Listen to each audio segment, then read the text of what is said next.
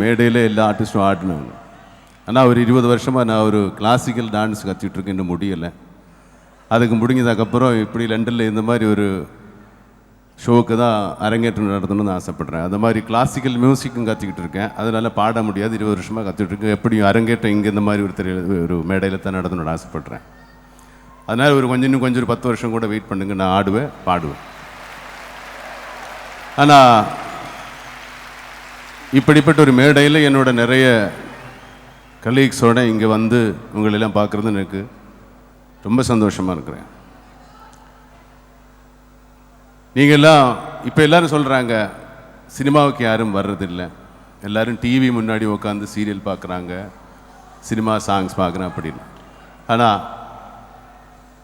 இவ்வளவு தூரம் நீங்கள் வந்து எங்களெல்லாம் பார்க்குறதுக்கு இவ்வளோ தூரம் வெயிலில் நின்று கஷ்டப்பட்டு பார்க்குறதுனால ஒரு நம்பிக்கை எனக்கு இருக்குது, சினிமா இன்னும் அழிஞ்சு போகலை.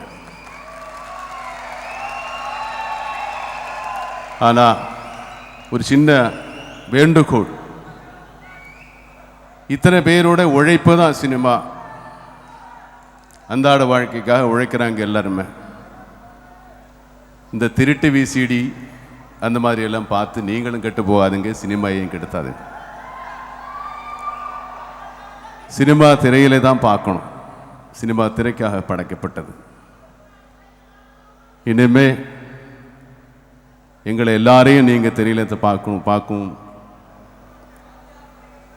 அந்த நம்பிக்கையோடு விடைபெறுகிறேன்.